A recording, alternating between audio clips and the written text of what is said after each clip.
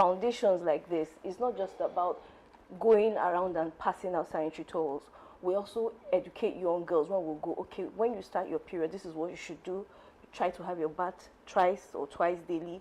Change your sanitary towels at intervals, you know, and care for yourself to prevent smell. So yes, it should begin from the home. But where those girls or children don't have that kind of attention in the house, organizations like ours will step up to educate young girls on how they can care for themselves. All right, before we continue, I want us to take a look at a particular video that was actually created last year for what was done last year before we continue on this particular theme for today. Please, let's take a look at the video. Justice and Inclusion Foundation, we are committed to supporting vulnerable people in our communities through advocacy, legal support, sensitization programs, and empowerment initiative.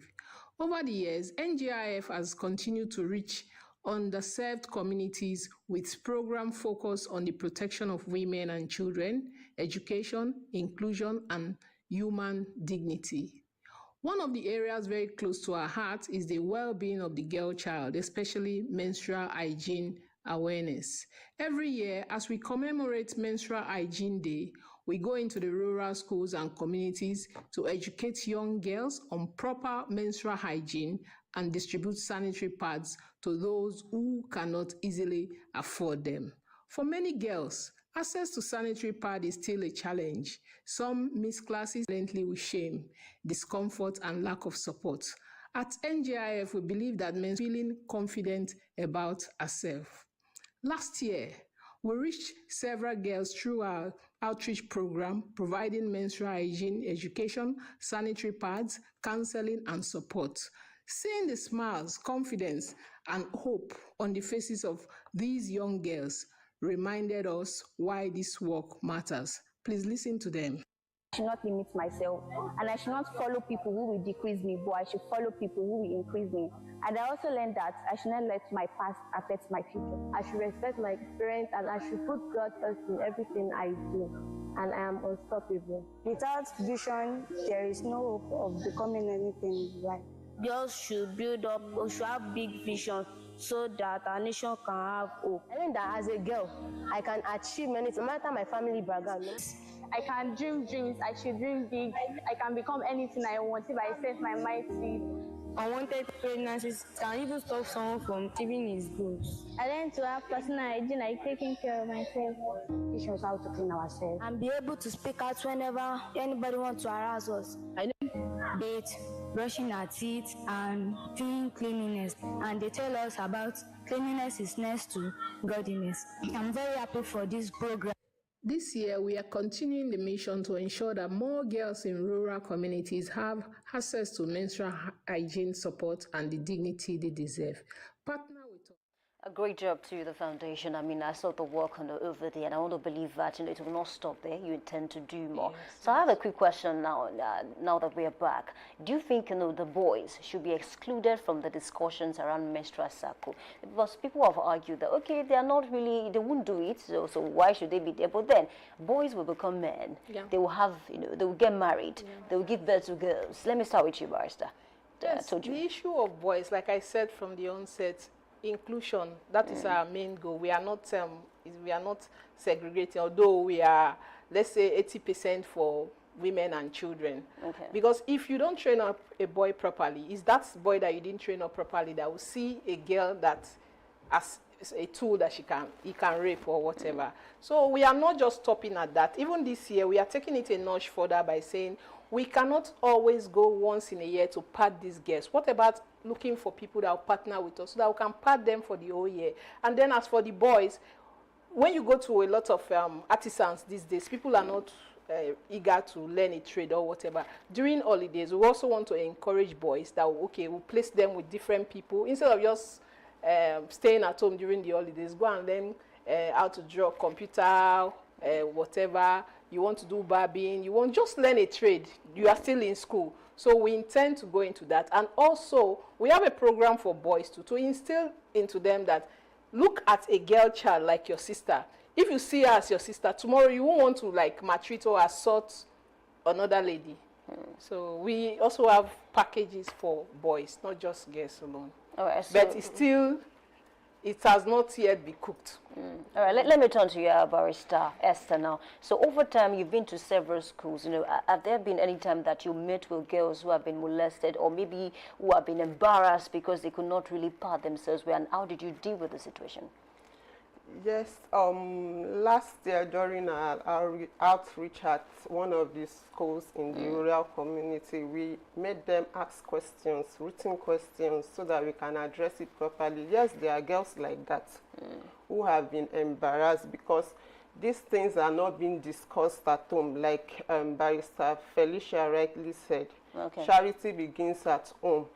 So when when it comes unaware, it's an embarrassment to the individual itself, not to talk of a male child that was not well informed on the female anatomy, how it works, what to expect, and why it should not be a subject of mockery, but a subject of concern. So it should be a shared responsibility, so that when it happens, whether unexpectedly or expectedly, there will be a helping hand from someone who is not necessarily a family. So as a person, when it comes, I do feel somehow. I feel uncomfortable.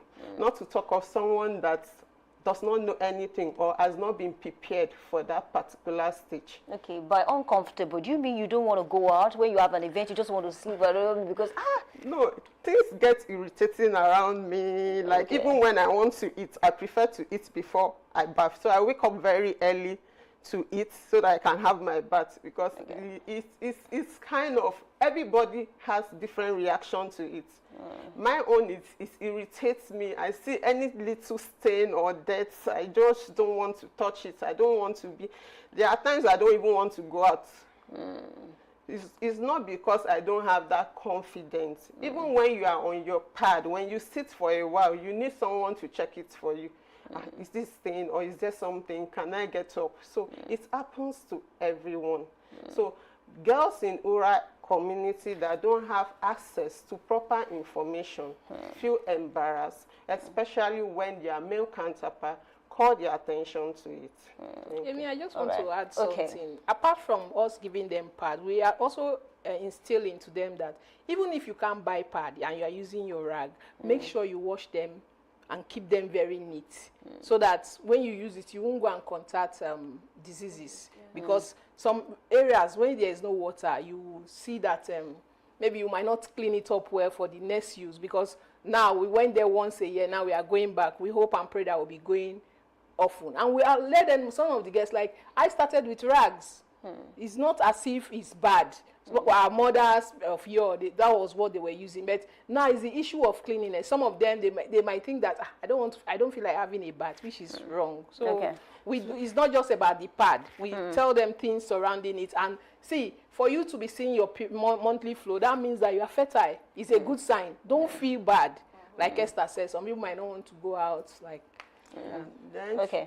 to even add to it, when I said that there are some symptoms that are extreme, it's why you don't even need someone to tell you you shouldn't go out. Some people feel extreme pain, so much so some cannot control their emotions at that time. So there are a lot of factors that can make you feel uncomfortable. Even your nutrition. Okay. Yeah, please, I wanted to speak of that. What measures have you been able to put in place for certain persons who experience, some symptoms, like the ones she mentioned? Okay, we are not in the medical field. So basically, as lawyers, what we're doing is we are creating awareness. Okay. Especially the theme for this year is Together a Period Safe World. I think sometimes, even if it's not correct, I think something together. Conversations like this are important because some people, when they're on their period, their symptoms are not as severe as others. You see some people, they need to take permission from work. Now, we're not even talking about the rural girls alone. We're talking about women or young adults. They have to take permission because theirs is extreme. So we are creating awareness. This is something that has to do with the woman's health. You should be considerate. This is where the men too come into the picture. If a woman or a staff in your office says, whenever I'm on my period, I'm immobile for this time, she should be granted permission and not look down and like, Is it not what women do every day? What's so special about your own? So we are creating awareness that this is something that has to do with the woman's health. It should be respected, and it's not something she should be ashamed of or being mocked for, because it's part of her, her psychology or her physiology as a woman. Like Mrs. Ikime said, if you're seeing your period, it means you're a fertile, in cases you're a fertile woman. That is the stages that brings you from a child to, womanhood. So basically, it's just the awareness that this thing just is something that has to do with a woman's body. It's not something that she should be ashamed or mocked for. Briefly, she said it shows that you are healthy. Okay. It will also be an indicator to your health status, because when you look at the menstrual blood and smell, it's unique in nature. So when there is something wrong with your body and it smells abnormally foul, there's a foul smell, or the color is not red or whatever it changes to, it tells you something about your body as a person too. Then when it goes beyond the normal day, let's say from 3 to 7 days or 5 days, depending on the individual. So if it goes beyond that, 7 and above is not normal. It's not normal. Or 5 and above, depending on the person. Okay, maybe your period lasts 3 days. Then all of a sudden it's extending to 4, 5, 6. It's a concern for you. So it's an indicator of how your body functions, whether you are healthy or not. Okay, so as Sarah said that we are not medical personnel, but from our experience, we can pass some things down to these girls. For example, if you study yourself very well and you have very heavy flow, maybe it's your nutrition. Maybe a week to your period, you can cut down on sugary things. It will help the... People say that is just a lie. I've met girls who say, no, I still take sugary things and then nothing happens. It depends. A period is like a fingerprint. Okay. Like me, I've never felt period pain in my whole life. Oh, I don't know what it is like. Oh, wow. So I used to have a friend in secondary school. Once she's on her period, I have to be like babysitting for her. We have to look for somewhere she would lie down. She can't be in class. Excruciating pain. So a girl like that, maybe it was something that was triggering it. Some people, they've discovered that, if I don't take some particular food, it will help my flow. Or me, even the sugary things, it affects my flow. But I've never felt period pain before. So you see that it's like fingerprints. Everybody has their own unique... Yeah. Okay, from your experience, I know you're not medical doctors, but do you recommend drugs? Because some persons who have severe pains, they tend to use drugs. Growing up, my girlfriend, that was the first time I was Novocaine. That was a drug, and she has a uncle. Okay, he's late now in America, in England. I used to send drugs. It's that bad. It's like when she's in a period, having a period, the whole compound will know that something is wrong with her. She doesn't even want to go to school. That her own is painful. Me, I was like, why is her own like this? I don't know. But growing up, I know that everybody, we are all different. Our physiology is different. So okay, let me turn to you now, because while I was in secondary school, I used to have this friend, and then she mentioned to me that she used to go through severe pain. So when they went to the hospital one time, and then they were asking the mom the question, when you were like this, when you were like her age, did you experience something similar? Were you experiencing pain? And the mom said, no, I never experienced something like that. So is it possible that the mom never experienced period pain, and then the daughter, or maybe say the daughters, are now experiencing period pains? Yeah, it's possible. Hormones differ. For instance, in a family, you could have like 5 girls. One of them, they may be, when they're on their period, they could all be fine, but there's that one person that would be in excruciating pain. So the fact that one person did not experience it does not exclude the other person. And that brings into another point. People normally say that when a woman is on her period, they normalize pain. That, you go through extreme pain and they normalize it. Sometimes people have cases where they visited the hospital and the doctors would tell them that, it's just your period, go and enjoy, go and take pain relief. And in most cases, that is not the case. There are other underlying health issues. So when we go for advocacy visits like this, we always advise the girls, where you are in extreme pain, don't normalize it. Visit the hospital.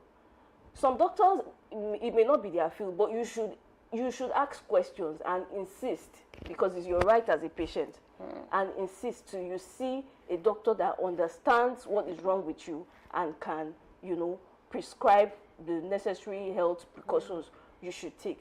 So the fact that one person did not experience it does not exclude the other person from experiencing it. It depends on our body features.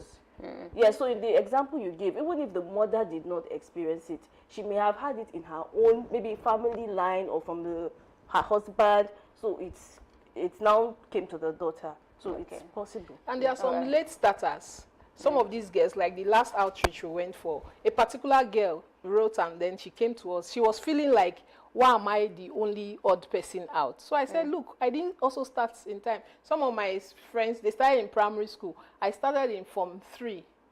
So when some people have started like 3 years ago, even then I used to feel that something is wrong with me, that why is my case different? So it's part of the thing we are doing. We are instilling into them that you are okay. You are just you. You are unique. Don't panic. And some will say until your body starts to develop in a way you might not start. Is that, I don't think so. I don't think so. Ideally, the expected menstrual cycle, the range should start between the ages of 9 years to 16 years. An average of 12 or 13 years. Okay. So this now depends on, like Felicia rightly said, factors such as nutritional intake, your nutrition, how is it like, then your biological background, genetic traits. She mentioned it, what goes on in your family. So factors like that and others too contribute to people that start late. So it's not something that is abnormal. Yes. Okay. All right. So let me turn to you, Barrister Felicia, now. So what are some common myths or misconceptions about menstruation that you hope to correct through this outreach? Well, I think, in my opinion, I feel that with the advancement of technologies, most of these myths are no longer in existence, though we still have them. But, there's this common misconception that when a woman is on her period, she is unclean. I beg to differ. You are not, when a woman is on her period, she's not unclean. It's just a biology, her body is just experiencing a biological, change of phase. So she's still a normal human being. There's nothing that makes her clean. It's the way God created a woman's body to be. So it's just doing the work that is designed to do. So a woman seeing her period is not unclean. That is what we hope to do with our advocacy outreach. All right. Okay, so let me turn to you, Barrister Tojuna. Beyond distributing sanitary pads, what long-term impacts do you hope this initiative will achieve, even as you progress? Long-term, what we hope to achieve is majorly your psyche. That's the main thing, because you can give all the girls all kinds of goodies and everything. If your mind, you heard some of the girls talking, like you can, when we instill things into you, you want to aim high and feel that, no, I can get this, I can achieve this, so that social justice, everybody can, get benefits that are accrued to them equally in society or equitably. Me, that equality thing, I don't really believe too much in it. I believe in equity, because sometimes, that's my own, this thing, you can be a man.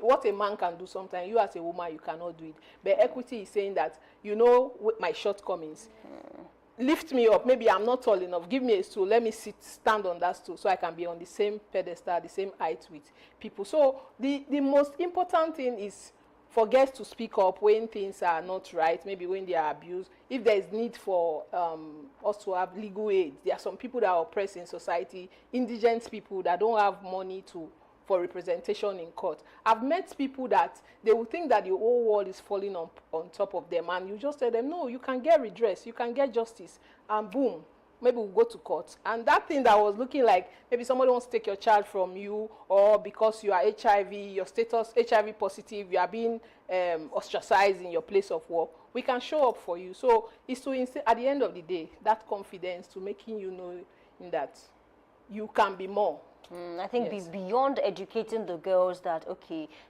period is normal, you know, the pains is also actually normal. I think you're also trying to help them understand their rights too. Yes, I think that's. I mean, the three of you are baristas, so you know. Yeah, even this period thing is just ancillary. It's really Okay. tied to a legal factor. Like we attend to people. If you call to say that, okay, I have this issue, I don't have money, and we are able to ascertain that you are indigent, because we cannot help everybody.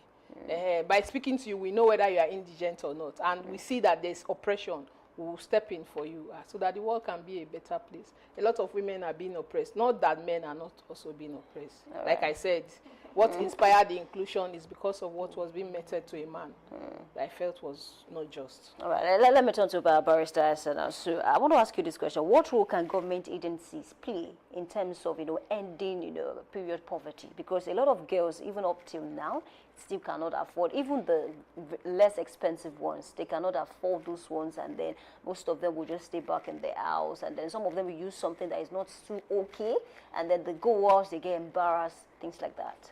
Okay, thank you. Government agencies have a role to play, in the sense that there should be a stable price for sanitary pads.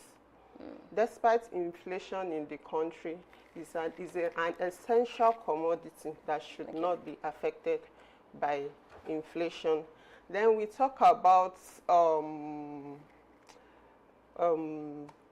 the agencies concerned with ensuring standard goods and products in the market.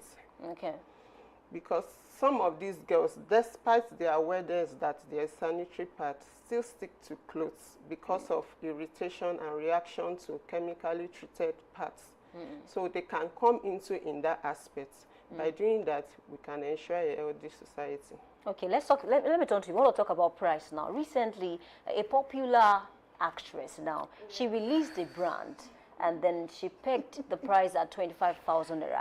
And then, you know, there's nothing in this country. People will still defend, and then some people will still come out and say, no, this is outrageous, we can't take it. Some persons were saying, if you check the package, it's worth it. While some persons were saying, in a country where even people cannot afford it as low as maybe 1.5, why are you putting the price, you know, at 25,000? And what do you make of that situation? When I saw the news, you know, I received it with mixed reactions. Okay. Because we're in a society where we are advocating for rights of women. We are trying to see how we would help the female gender. And then in the past, people were even advocating that, you know, sanitary towels should be free. That women should not have to buy sanitary towels. So you are now coming, and then you are someone people respect a lot, and then you are now bringing this, and it's now at an exorbitant, you know, rate, that it's not going to be affordable for the common person. Though people always say there's always a target audience. I agree. But I feel if someone at that level is doing something like that, it should be to help, you know, girls, young girls, especially in rural areas, you know, yes. So, and now they're talking about, you know, clothes, you know, there are some girls that are using clothes. Now they call them reusable pads. They're in form of undergarments, and then they're in form of pads. You know, you could also do that to help young girls. If the normal sanitary towels are a bit expensive, the ones that are produced by companies and packaged, you could do this reusable sanitary towels and give it out to girls in rural communities. I want to believe that she has a reason, you know, there's another reason why there's something underlying why she's, you know, bringing out that pack and tagging it. Because if it's really for women, then it should not be that exorbitant. It should be something that the normal woman on the streets can afford. Can a normal woman on the streets afford to get a sanitary towel of 25,000 naira? Even the one of 1,700, most women can't even afford it. I want to get your opinion on that, because some persons are saying she's just doing her business. Yes, in as much as people are bashing her because she's Mercy Johnson, and she rode to wherever she is by the people supporting her and then pushing her, and today she's where she is. I want to believe that the main buck should stop at the government table, However, in Nigeria, anything goes. A country like Kenya, I think they are even having giving girls free sanitary towel. The government is like taking care of it. Even in Scotland, they have something like that. Other European countries. Then Messi, the issue of this 25,000 naira, I think she's promoting a brand. I don't want to believe that is her own, but she can also still lend her voice to it. And we have even gone beyond pad. It's because Nigeria is a third world country. There's something called menstrual cup now that you can use and use again. You just like insert it into your body, collect blood, maybe you empty it, that one in the long run is cheaper. So it should be government responsibility, like just like in some clime, issue of human papilloma virus, the treatment, what is it called now, what you take before to prevent, preventive injection. They go to schools and give it to girls so that when you are in your 40s, 50s, you have taken care of that as far as you've not had sex. But we live in a country where the country does not care if the citizens are eating or not. What is uppermost in their mind is for us to get somewhere, maybe plunder the country, die. We do not know. But why they are doing that, we NGOs and government agencies, CRO, as people that can help for now. Because some clients, they've gone beyond even using pad. But at least, even the pad, we can't afford. Okay, so how do you seek help in terms of sponsorship, because at the end of the day, you need people to still sponsor, the program. Let me turn to you, Barrister Nesta. Yes, we seek sponsorship by getting writing to agencies, NGOs, organizations that have the common interest of man at heart. That's how we seek sponsorship. Then among ourselves too, as lawyers, we talk to ourselves, our brothers, sisters, cousins, people that we can reach out to that are ready to support us. So we get to them, talk to them, this is what you want to do. It is a concern in the society. By doing this, we'll make a better society. So, all right, I think you want to add like I said, I don't like the idea of us going once a year. We'll just dump 1 month supply for them and then wait another 11 months again. We'll go. So what we are doing now is like crowdfunding. We are looking for people as little as, if you can buy a pad a month, you are padding a girl.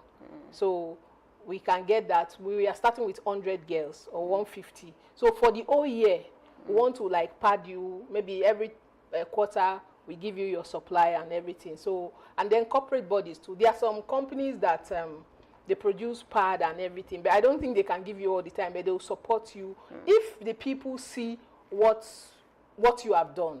Thank you, Dominion Television. You are giving us this leverage. You allow people to see what we have done by airing all of this. Somebody can just be interested and say, oh, during my time, like my personal self, because I use cloth, although I kept it clean, I don't want any girl to go through that, because sometimes there's no water, no pipe-borne water. You have to pay money to fetch water. So the tendency that you even wash, can you buy Dettol or Aza before you can buy 15 naira Aza? Now all those things are now like for the rich.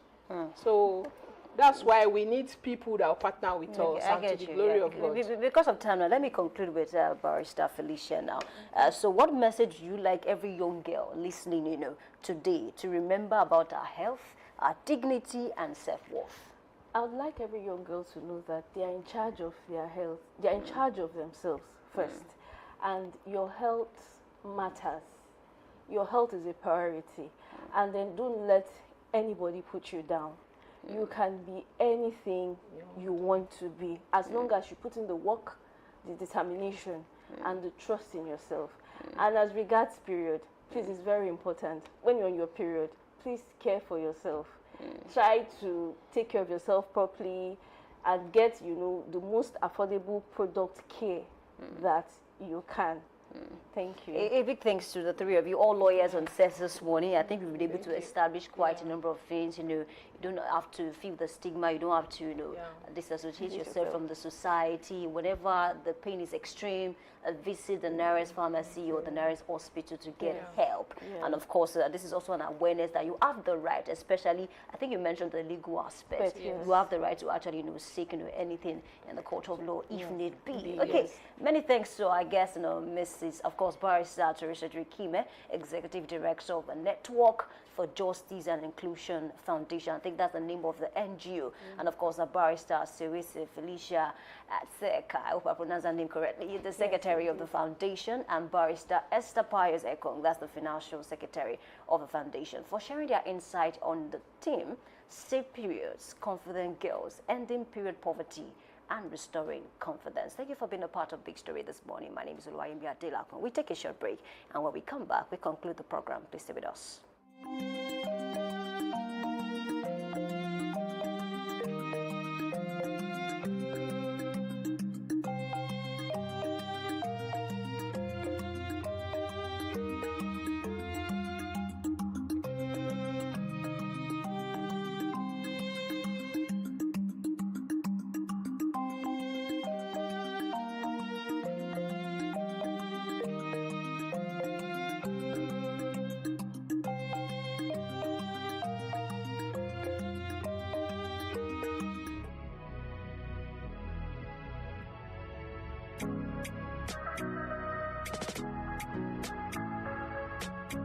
Need a professional space to bring your vision to life? Dominion Television Studios offers state-of-the-art facilities perfect for your next broadcast, commercial, corporate video, or live event.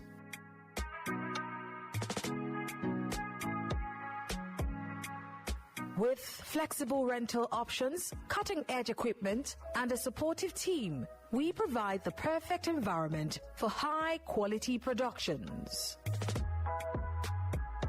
Unleash your creativity. For bookings, email us at marketing@dominion.org.ng. Call us on 0705 506 1061 or 0916 101 1061. Check us out on Instagram, Facebook, LinkedIn, and TikTok at Dominion Broadcast, and on X at Dominion Cast. Book your space today. Dominion Television, your channel of choice.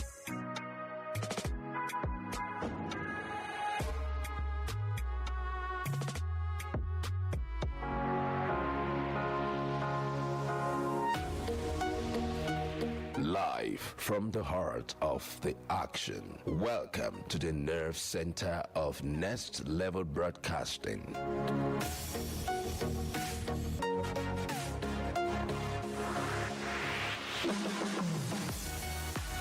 This is the OB van, where the studio meets the street. Equipped with cutting-edge cameras, crystal clear audio, real-time switching, and broadcast control, we don't just capture moments, we deliver the experience live.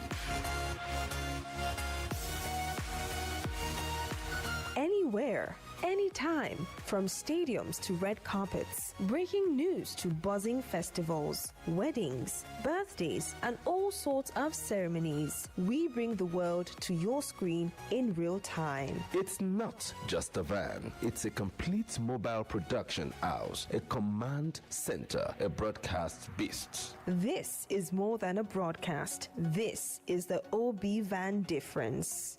Live, loud, limitless. All right, welcome back. The show is still Daybreak Library here on Dominion Television, Hibado. And the segment we have right now is Trend Watch, where we bring you trends on social media and in the civic spaces and what people are saying about these trends. And I'm not alone in the studio. I still have with me Oluwayemi Adelakun, who will be making sense of this particular one this morning. Right. And this particular one says, the president has said abducted pupils are not abandoned. Amid growing calls of rescue for these pupils who have been abducted in Nigeria. You can say that of Auru Esele in Owerri local government. You talk about the Chibok girls that they did not come back in their numbers, and a whole lot of different abductions across the country. Even if we are not talking about school girls or school children, we'll be talking about even adults that were kidnapped, and they are still yet to regain freedom. And the president said, oh, yesterday after he had his prayers at the Eid, and he directed security agencies to beef up security around primary and secondary schools nationwide. He also said that there was a need to strengthen protective measures around schools in high-risk areas as part of renewed efforts to safeguard children. And I want to believe this is an afterthought, right? You know, everyone deserves to be sure that barring any form of unforeseen circumstances, they would leave their homes, go to wherever it is they are going to, and come back safe and sound. But quite unfortunately, every time you step out of your home in Nigeria, even while at home, you are taking a risk. Even though life is a risk itself, but you are not even sure if you are safe. Recently, we had a case of stray bullets, you know, getting into someone's apartment and then killing that person on site. I mean, it's becoming alarming that lives are not really secured in Nigeria. You are not sure of if the police has your back or the military has your back. Everyone now, you know, moving towards the part where they want to build their own security, looking out for themselves. And I don't think we should get to that space. People would put much of the blame on the presidency. But what questions are we asking the state governors? I know some people would want to argue with me on that, oh, the president is, you know, here and there, but the president cannot control governors. And these people get what you call security votes on a monthly basis. Ask your governors what exactly they are doing with these monies. Because at the end of the day, they will say, when you want to ask questions about this, they will say, oh, security business is a secret business. You don't want to expose your strategies to bandits, criminals, and the likes. But then, at the end of the day, these billions of naira that you are getting on a monthly basis, to what places are you channeling them? Exactly. So the president saying the children are not abandoned, I think is a level of sympathy, to the parents and of course to the children as well. And this gives them hope that we have not forgotten about them. Right, because people are worried. Across WhatsApp now, people are sharing a particular graphics, to say these children are going through a lot. And I saw a video. There's this mark on the back of the kids, and as young as 3, 4, 5. It's really sad. You might not really be able to watch the videos and check out the pictures because it's sad. So I want to believe that the president is on top of the matter. The IGP was even at the scene, so it speaks to the fact that we have what it takes to actually get these kids out. And at the time I heard that, even the kidnappers said they wanted to speak to the governor of Oyo State directly. I mean, these are the angles that we should look at. You see, one thing we lack in this country is not intelligence. It's what we do with the intelligence that we have. Over time, we have heard a lot of things that can actually help in this case, but are we making use of the information that we have over this case? Because the most important thing is to get this. Yesterday, people were saying Children's Day, when we have about 45 children, in the custody of the bandits. What are we celebrating truly? Because we need to be intentional about getting these kids out. It should not be like the one that you mentioned, the Chibok. I remember I was in school there. I was part of those who carried placards. We were out. Even a particular TV station was actually there to film us. We were on the street saying, bring back our girls. Nah, this is what we are saying. I remember the song, Bring Back Our Girls. That was the song that we sang that time. So we don't want something like that to happen again. We must be intentional as possible. Let's get the kids out and let's prevent something like that from happening again. And also, very quickly, just before we go, it's no longer news that, the government is doing so much to make sure that this is, taken care of as soon as possible.